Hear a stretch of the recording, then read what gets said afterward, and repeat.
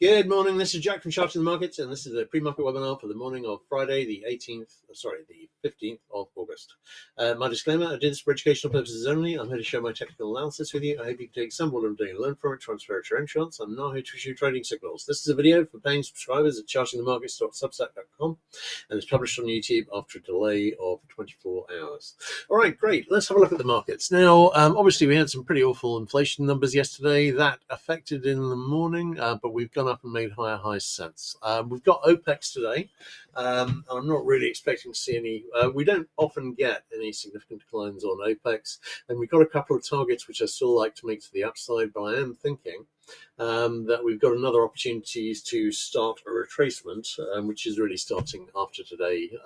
If we can make a couple of these highs in RTH, and we're pretty close to those highs already still, and we haven't been knocked off at 8:30 as we regularly are.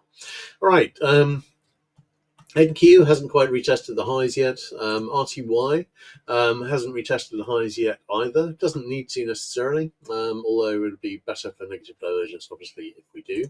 YM has gone higher and has actually finally retested the July high.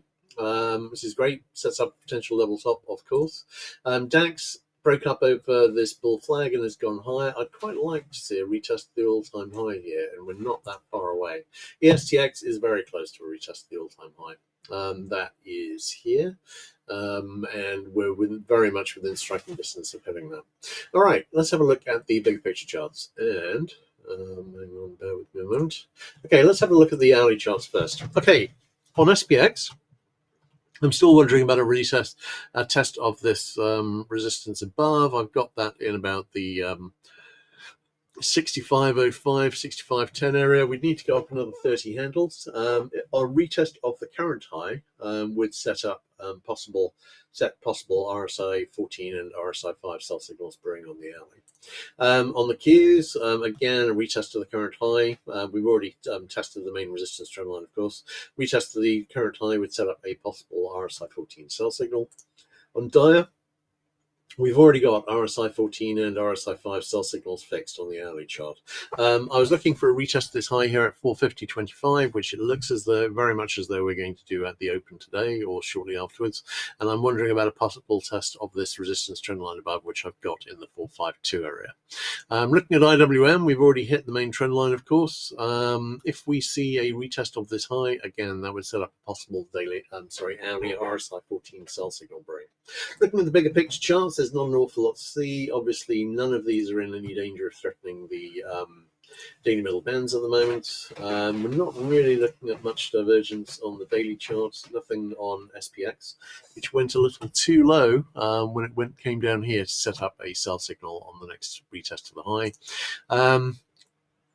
On the Qs, the same. No negative divergence on the RSI 5, though it wouldn't be hard to set them up, and it wouldn't be hard to set that up on SPX, but we'd need a bit of a retracement and then a retest to do that. So looking at Dia, we've already got an RSI 14 sell signal fixed, and pretty close to a retest of this high. That's not going to help us on divergence on the daily chart, but it would set up a very attractive looking little potential level top. Looking at IWM, we've got weak RSI 14 sell signal fixed, of course. Nothing on the RSI 5. I am wondering about a bit of a pullback and a retest of the high to set up some RSI 5 sell signals. That would be a good thing to see. Looking at the DAX chart, we're pretty close to a retest of the all-time high. We went up a bit more overnight. It would be nice to see that knocked off today. Nikkei went through to retest the prior high at 42.4K and has gone a little higher. Nothing really compelling in terms of targets to the upside. There is a huge potential level top here. I'm not really taking that particularly seriously, but I'm obviously keeping an eye on it. So on the weekly chart, bit of weekly negative divergence. We're seeing a lot of weekly negative divergence at the moment, but at the moment there's nothing really suggesting. Well, I think we might see some retracement here, and obviously we've started getting the bad numbers coming through on inflation. I think there will be a lot more bad numbers over the next few months. I'm not sure how many of those we're actually going to see in any kind of timely manner or at all, as the new head of Bureau of Labour Statistics is very, very much Trump loyalist and may just publish what he's told to. So let's have a look at DX. Now, DX got this little falling wedge breaking up, but I have to say on the daily chart is the main one I'm watching here, and on that we've got this very, very nice rising megaphone bear flag. We've seen a slight break below the trend line here. You can see that's not quite touching there, it's moved. But really, I think this is a bear flag which is breaking down and has got a target at a retest this low here at 96.38. That could well set up a double bottom. Obviously, we've got the overall falling wedge, which is broken up. We're looking for a bottoming pattern. It did look as though we might have one with this IHS, and that could still play out. But I got to say, this really looks as though it's looking for a retest this low here at 96.38. That, if we see it, would probably break the larger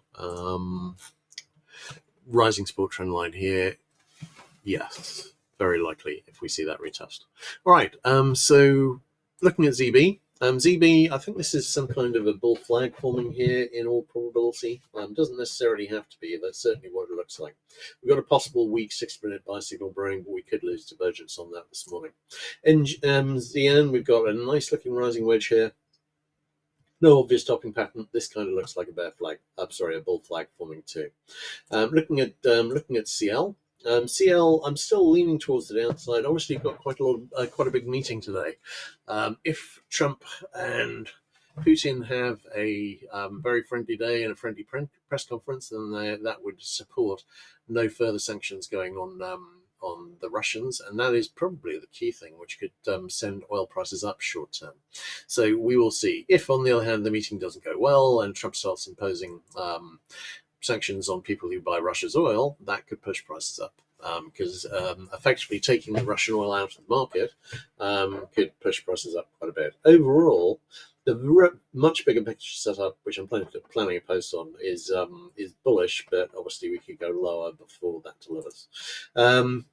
HO, still got a pretty good target down here at 2.1958, retest of, and we've almost made that, but not quite.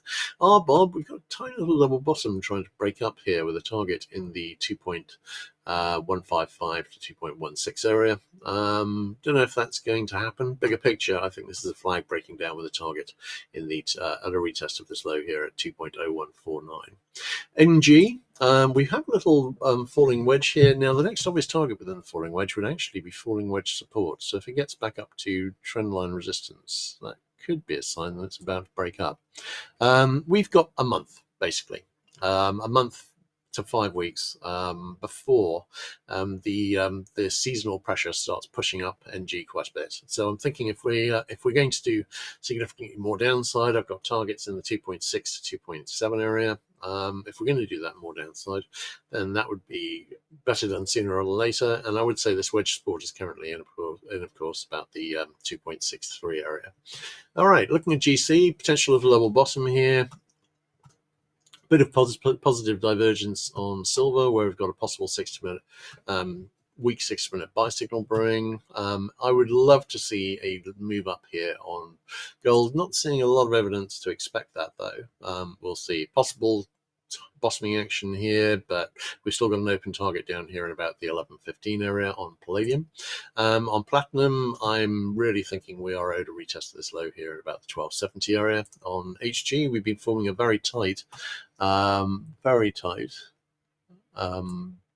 flag channel, and it's nice. So I'm expecting this to break down. Wouldn't get very far. I mean, it's only for a retest of this low here in about the 4.325 area. But I am thinking this is building up to that, and we'll likely see that soon. Looking at the other currencies, there's not a lot to see. I did find this very nice looking potential rising megaphone, although I've drawn it wrong. Actually, sorry, I was going through multiple charts. This is the problem with doing updating 35 charts in the morning. I'm going to make the occasional mistake. Actually, if this is a flag, it's already potentially broken down. But if we get back into the wedge resistance, then obviously this would be expanded. But actually, if this is a flag, it has broken down already. So watching that, that's not really, well, that is suggesting we might see a bit of a rally on DX, but as this isn't part of the index, there's only a small currency. It doesn't really say a lot. KC, we've got a Very nice looking rising megaphone here, which may well be a bear flag. We are testing resistance on it again, and if this is a bear flag, then this is a double top, which should break down towards the megaphone support, which is currently in about the 287 area.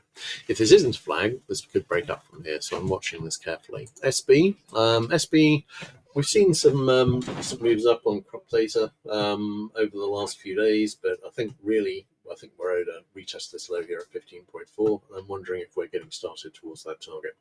There is an alternative here, which is that. Bear with me a moment. All right. I did call. I was watching a potential inverted head and shoulders here, and that never delivered. So I stopped basically looking at that. But there is a possible alternative here. So bear with me a minute, and I'll just draw it. And that is here.